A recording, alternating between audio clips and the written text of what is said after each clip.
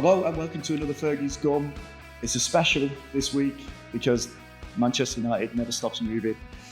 Manchester United never stops making headlines, and the latest headline this week, today, is Dan Ashworth is no longer at the club. He's left by mutual consent, and he's no longer the sporting director. Obviously, I'm joined by Ahmad. Hello, mate. Hey, Nathan. We kind of just threw this together. I'm going to kick off with the club statement, official club statement on their website. Dan Ashworth will be leaving his role as sporting director of Manchester United by mutual agreement. We would like to thank Dan for his work and support during the transitional period for the club and wish him well for the future. That is it for a sporting director that they waited, I think, 150 plus days to get out of his contract at Newcastle.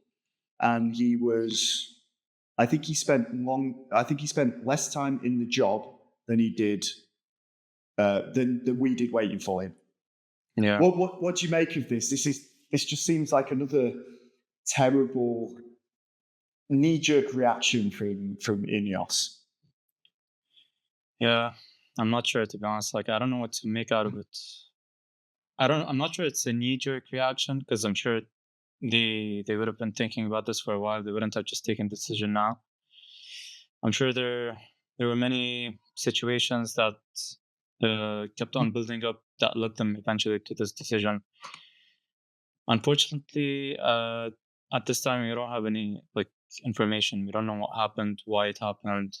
Of course, there are many rumors coming out about why it could have happened, but to be honest, none of them make sense to me. None of them make sense, because it doesn't make sense waiting that long for someone and then just throwing it all away. There's, I don't know, 5 months in.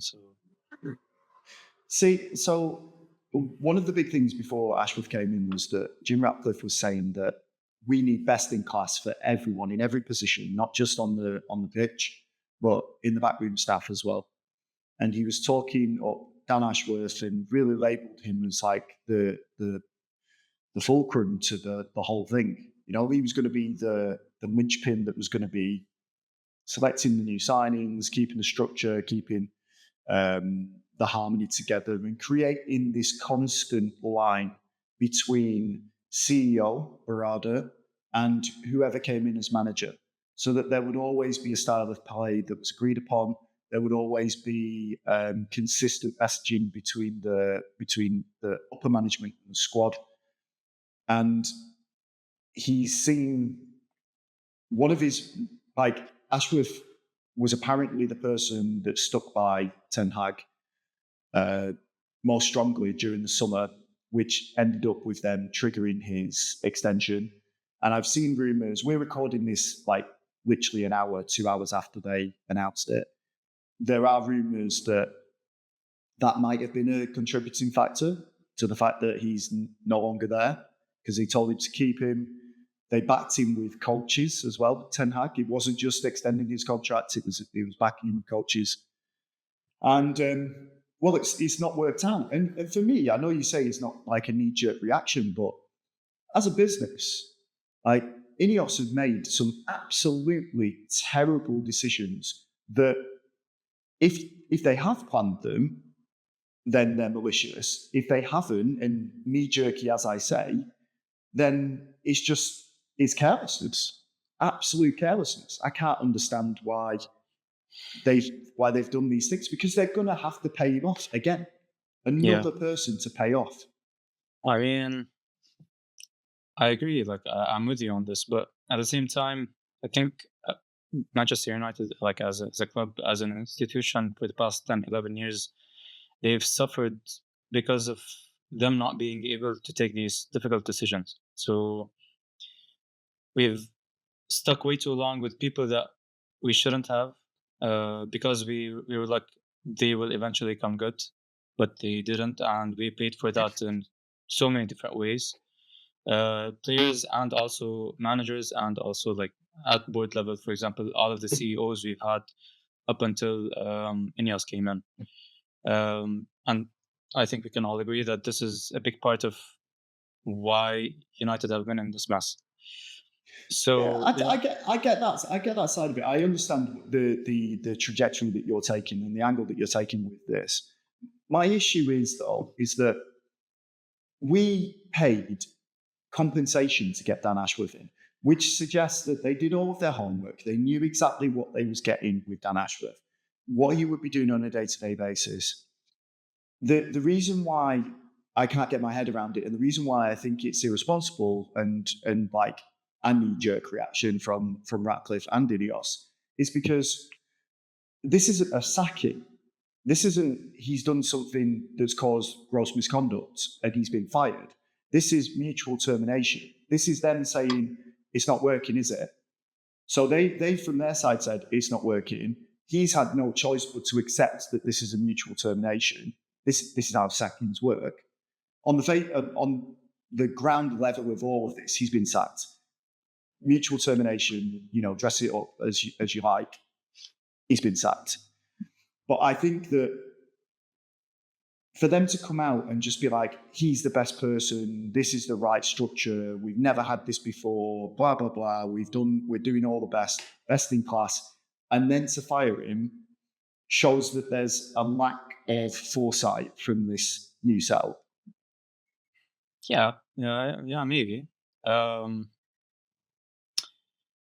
sure, like now, like the saying goes, hindsight is a wonderful thing. So I'm sure they wouldn't have seen this coming when they were appointing him, like in the summer. So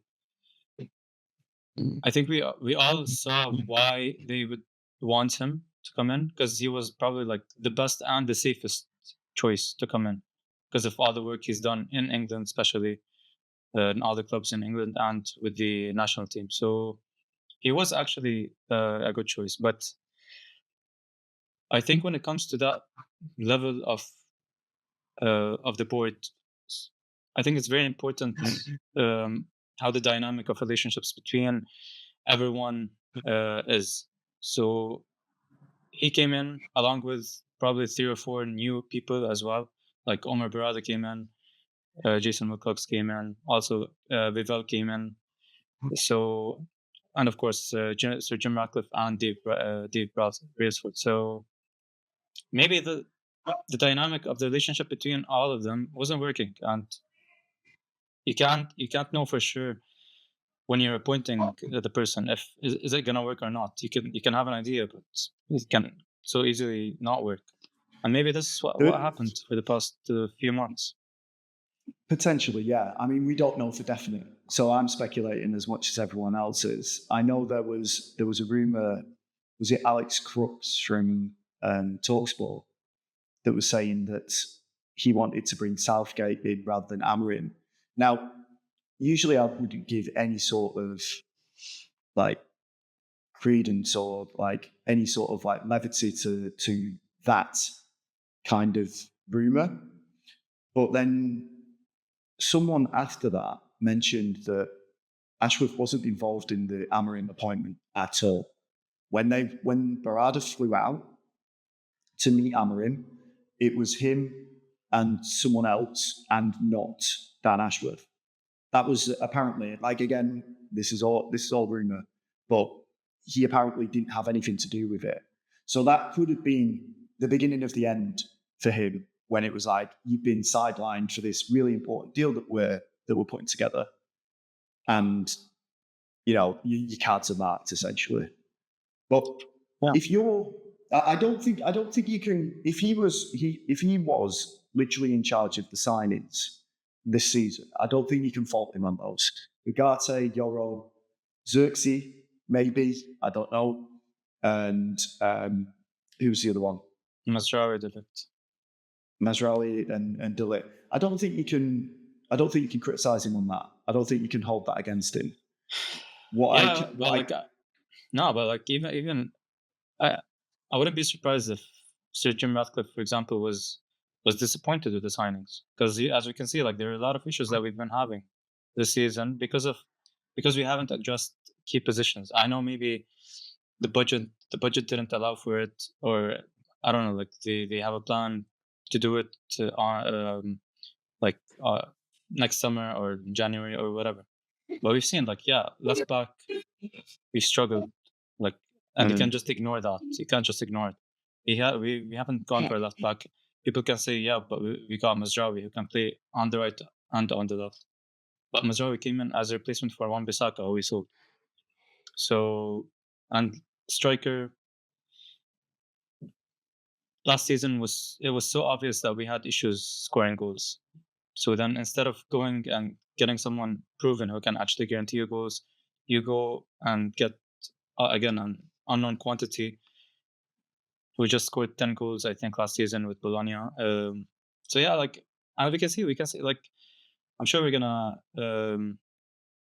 talk about the game last night, but I think that was one of the biggest examples. The issues we're having, it's so obvious we're not gonna go anywhere with this.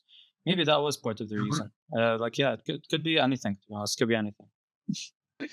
I'm concerned about the decisions that they're making. I know there's a school of thought to think that they're making them quickly, so it's we're not just letting it bleed out. For example, we are making the changes when they need to be and getting rid of the people or the parts that don't work. However, this has come at a financial cost. Sacking Ten Hag has come at a financial cost. Sacking the backroom staff has come at a financial cost. Hiring Amorim and a new manager and new coaches has come at a financial cost. And then when Jim Ratcliffe, I think it was yesterday before the game, just came out and said, we've got difficult decisions that we've got to make because we've become a mediocre team, which to me was pure PR spin to say, we've made financial commitments that we cannot possibly support without putting these ticket prices up. And he doesn't want to say that. He doesn't want to say that because he doesn't want to seem that Ineos have made any mistakes or that he's made any mistakes. But it's a big thing from Lausanne and Nice to come to Manchester United and try and do those same things. It's so much bigger. There's so many more eyes on you. The pressure is higher. The benchmarks are higher. And I'm concerned about the way that they're running the club, simply because this should have been a period of calm. And on the last podcast, literally yesterday, we were talking about how this new structure should be able to let new young players flourish. And Dan Ashworth was part of that structure, Yeah. And now he's gone. So even when you just think about it, what's Amorim thinking right now? What's he thinking right now? But to be honest, I think I'm sure he's as confused as everyone else. But Ineos, they put in Dan Ashworth, and he was the one responsible for the decisions. For example, keeping Ten Hag in the summer, bringing on the new coaches, and even sticking with him during the difficult parts of the season. So Dan Ashworth was the main reason why all that happened. So I think it would make sense for Ineos to look at that and say, we give you all that power to take these decisions, and you've cost us money because like you're saying, we had to pay money to get the coaches in, we had to pay money to get the coaches out. So someone has to be held accountable for that. And I think Ineos just they took action, and I don't know what they're thinking, but I'm sure they have. To be honest, personally, I trust more than Ineos. I trust Omar Berrada. I think he's level-headed. I think he knows what he's doing. Maybe it doesn't seem like it right now, but I think his decision making is good. So interestingly, the Athletic and David Ornstein who broke the news story, they were saying that it was Jim Ratcliffe who was very vocal in this, in getting Ashworth out. So, I mean, for him, the team hasn't got any better. We're still mid-table. We'll come on to the defeat by Nottingham Forest at home in a second. But all of these things, he's looking at them and going, right, okay, what can I change? What hasn't worked? And if you're saying that Ashworth, let's rewind a little bit. If you're saying that Ashworth was responsible for Ten Hag staying, and you're saying that he was responsible for keeping the coaches as well, or hiring Rene Hack and Ruud van Nistelrooy. If you're saying he was allowed to do these things, where was Omar Barada at those points then?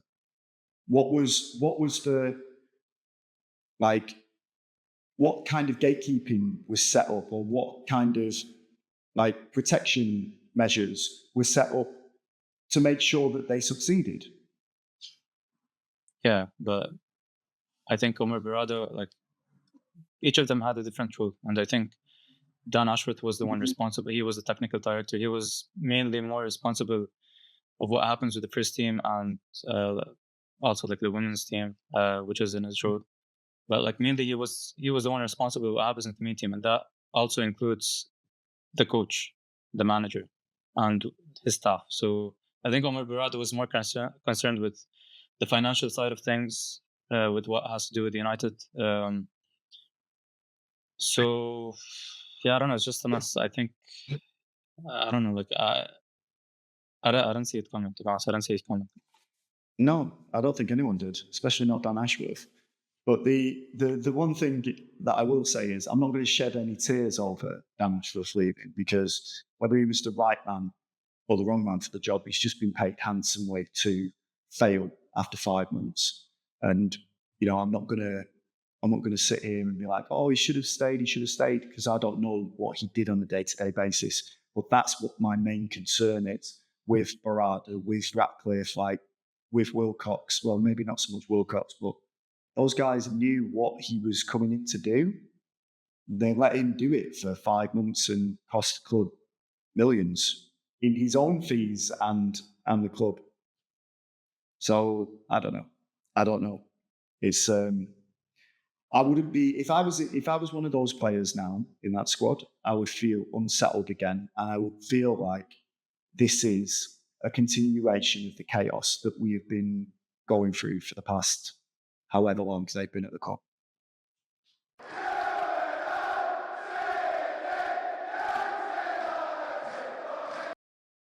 So obviously, not only the biggest news of the weekend has been a businessman getting fired, we've also had Manchester United losing 3-2 to Nottingham Forest at home, which I imagine was probably the straw that brought the cameras back in terms of firing Dan Ashworth. But I watched the first half before I lost like all my feeds and my TV went down and I went to bed. But that game was very strange. It felt like we was in control for long spells of it, and we still came out with a 3-2 defeat. What did you make of it? Yeah, I think the first half we were in control. We were playing really well. I think, yeah, we kept the ball, created chances. Not a lot of chances, but we created chances.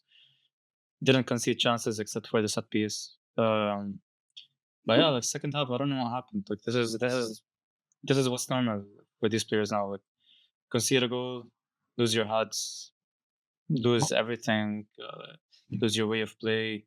They don't know what to do next. So yeah, I think that was the main issue. Where do you think that stems from then? Because obviously Ten Hag is no longer there anymore and Amorim is. And I know that they've not had time to completely, form that team chemistry that they need to do to perform adequately. But where do you think that the hopelessness of the situation comes from? Is it the captain? Is it just the squad collectively? They're just like, we can't do this? Because we brought a lot of players in. Like De Ligt was there, Yoron was there, Ugarte was in the middle as well. Where does it come from? What do you think is causing this drop off in performance? It's just the lack of quality. The lack of quality, like especially going forward, lack of quality is unbelievable. I don't know, like it's and I don't know, like it's just physically they're not good enough. Like I think this is the main point. Physically, like as athletes, they're not good enough. They're not good enough for United. They're not good enough for the Premier League. When you say that, who are you saying when you're talking about that? What players are we picking out there? you can go around the team, especially the one that started last night. You can even the bench. You can go around the team. You can look at I don't know. You can look at Bruno for starters. He can run. He has an engine on him, but he's not strong enough. I think we've all seen that, especially if you want to play him deeper. He's not cut out for that. Going forward, like the front line was, I don't know. Like I'm honestly lost for words with these players. Garnacho not good enough. Hoyland not good enough. Bruno was the one playing in 10, not good enough, unfortunately. Midfield, Kobe, he still needs to. I love Kobe, but he needs to work a lot on himself, physically, especially. He's strong.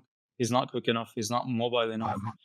Ugarte, yeah, he's. I think he's one of the few players that can actually run and like they're aggressive enough. Defensively, Lisandro, I love Lisandro. I don't know. Yeah, I honestly don't think you can depend on him if you wanna go for the league, for example. You can't because yeah, physically he's not good enough.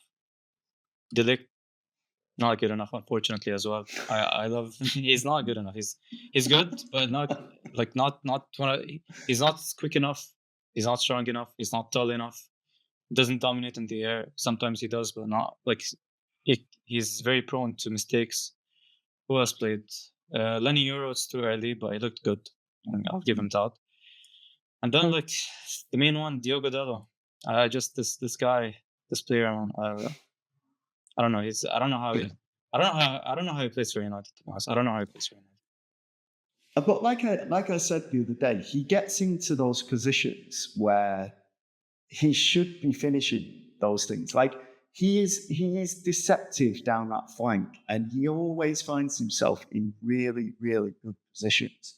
But he cannot find any end product at all. And that's the most frustrating thing. But I mean, it's terrifying to think that we need a full squad of players again. But can you teach? I mean, these are young men. Can you make them stronger? I think you can. I think physically you can make them stronger. I don't think you can make them do new things as footballers. I think they know what they know. I don't think De Ligt's going to change his game. I think he could become stronger. I think he could hit the gym and become stronger. I think he could become more explosive. Yeah, I think any of the players could raise their physical level, but you have to raise the physical level and the mental level, and I feel like the mental level is the biggest issue with all of them. yeah. So that's the thing. Like if that works, like work giving them time to develop these things.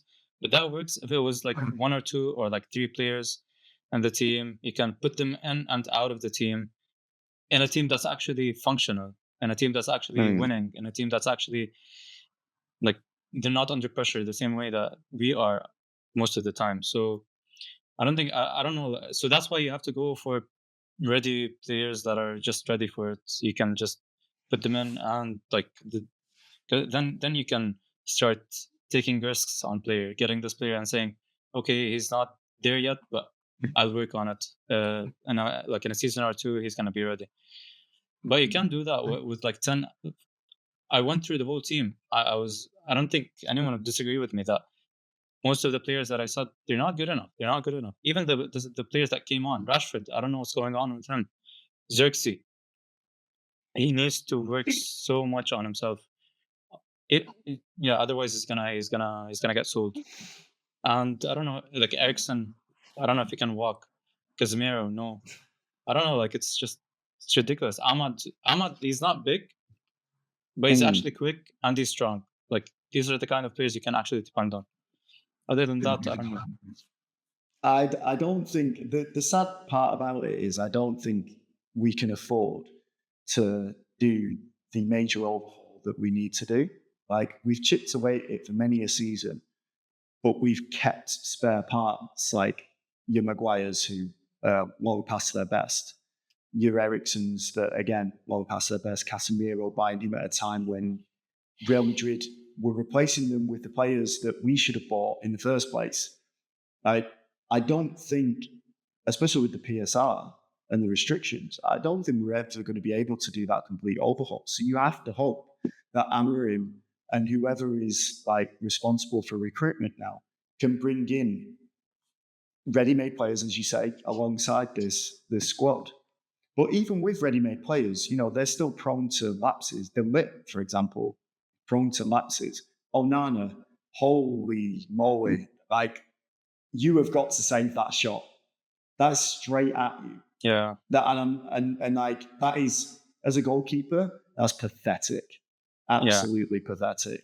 Yeah. And when you see stuff like that happening, even when you play football at any level, if something weird like that happens and you're on a team that's already getting drugged or already getting overpowered, that just kills it completely. Can't even rely on the goalkeeper now because he can't save shots that are coming straight at him. But I just thought, we talked about the dangers of the teamwork of Nottingham Forest, and that's what won the game for them. They just kept working really hard for each other, and it's just not something that Manchester United have yet, right? Honestly, like if you watch the game, especially the second half, if you look at their players and you look at ours, there's a big difference. Even physically, it's obvious. Like there's a difference. If you look at their midfield, Yates, he's huge. Morgan Gibbs-White, he's huge. Who else? Anderson was really good. And their defense, all of them are like giants compared to our team. But even like regardless of the physical side of